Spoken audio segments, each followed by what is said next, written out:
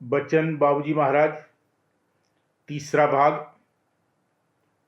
Bachchan number 1। Agra, 1 जनवरी 1938। दुनिया से बेजारी और विरह। सूरत का जागना परमार्थी कार्रवाई में जरूरी है। जब तक सूरत किसी कदर तन और मन से न्यारी होकर अलग कार्रवाई नहीं करने लगेगी, तब तक परमार्थी चाल नहीं चल सकती। इस जगह पर मन करता है और तन से कार्रवाई कराता है। सूरत सिर्फ ताकत देती है, खुद कुछ नहीं करती। सूरत का अलग वजूद कायम होना चाहिए। यही आदि भाग का जागना है। इसी पर परमार्थ का इन्हिसार है। जब तक किसी कदर सूरत न्यारी होकर कार्रवाई नहीं करने लगेगी, तब तक संत मत के परमार्थ की कार्रवाई नहीं हो सकती। संत मत का परमार्थ सूरत की कार्रवाई पर मुनस्सिर है। जिसकी सूरत न्यारी होकर अपना अलग वजूद कायम करके कार्रवाई करने लगी है, वही सूरतवंत और संस्कारी है। सूरत को शब्द से कुदरती प्रीत है। अंतर में जो शब्द की धार आ रही है, उससे या बाहर जिसमें वो धार विराजमान हो, उससे सूरतवंत और संस्कारी को कुदरती उन्स होगा। जैसे कि पतंग को दीपक के साथ और चकोर को चंद्र के साथ और मीन को जल के साथ होता है। वह रूप उसको मनोहर लगेगा और परमार्थ की सब कार्रवाई उसको सुहावेगी। उसको बहस करने या समझाने बुझाने या भेद देने की जरूरत नहीं है। सिर्फ सन्मुख आने की जरूरत है।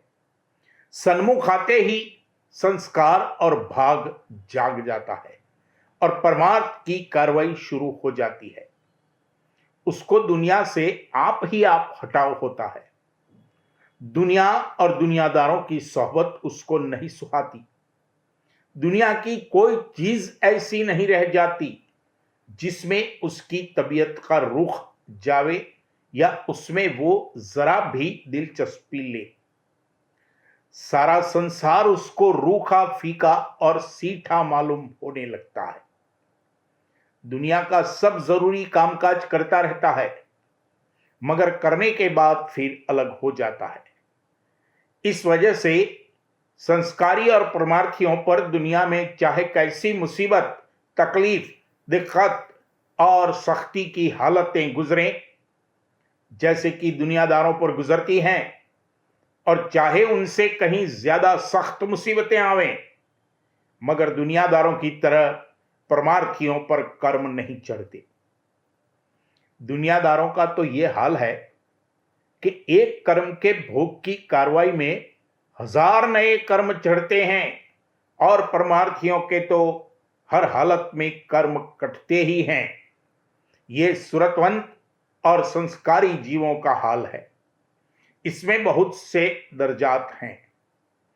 अब उन जीवों का जिक्र किया जाता है जो कि सूरतवंत और संस्कारी तो नहीं हैं, मगर उनमें संस्कार पड़ने का वक्त आ गया है या आने वाला है।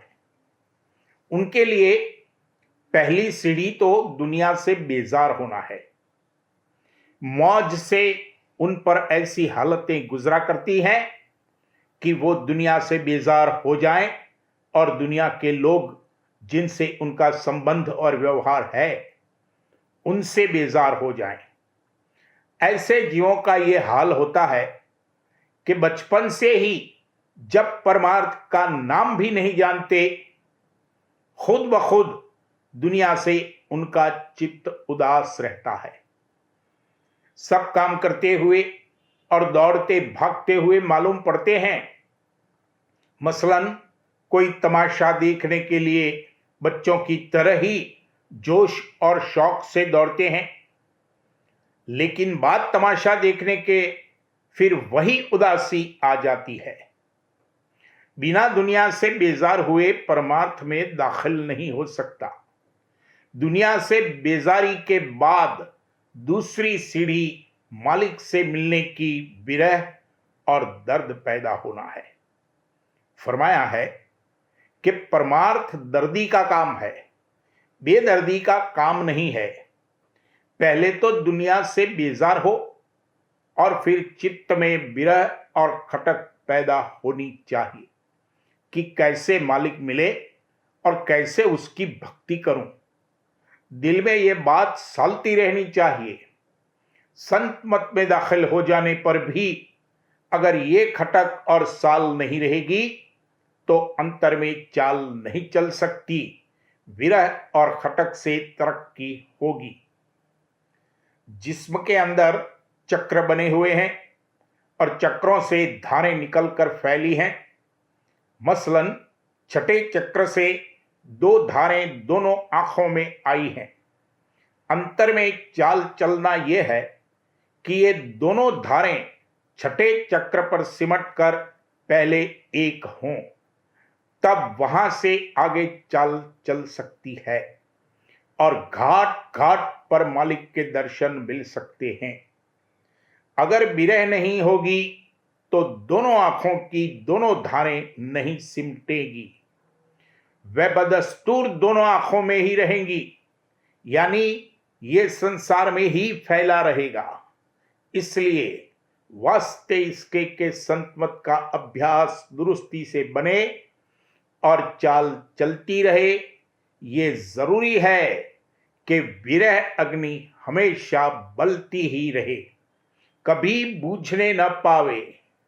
जैसे अग्निहोत्री होते हैं कि पुश्तों से उनके घर में बराबर आग सुलगती रहती है, या जो लोग धुनी तपते हैं, ज्यों ही आग बुझने को हुई कि दूसरा लकड़ा लगा देते हैं और बराबर आग जलती हुई ही रखते हैं। इसी तरह से परमार्थ के सच्चे ख्वाहिशमंद को चाहिए कि मालिक की विरह की चिंगारी को हमेशा सुलगती हुई रखे।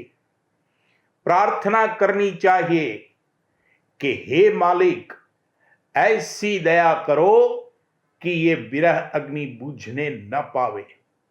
अगर इस तरह की खटक चित्त में नहीं रहेगी तो परमार्थी तरक्की नहीं हो सकती। हर एक परमार्थी का फर्ज है कि अपने अंतर में टटोल टटोल कर देखे कि ये विरह और खटक हर घड़ी मौजूद रहती है या नहीं। अगर ना हो तो पैदा करनी चाहिए और उसके लिए प्रार्थना करनी चाहिए। जिनको ये खटक और विरह नहीं होती, उनका ये हाल है कि सत्संग या अभ्यास करते हैं मगर ये होश नहीं रहता कि हम कहाँ बैठे हैं। इस तरह के सत्संग और अभ्यास से कर्म फल तो मिलेगा मगर भक्ति फल नहीं मिल सकता। अगर विरह होगी तो सत्संग और अभ्यास में रस आवेगा, अंतर में दया के पर्चे मिलेंगे और मलिक के दर्शन प्राप्त होंगे।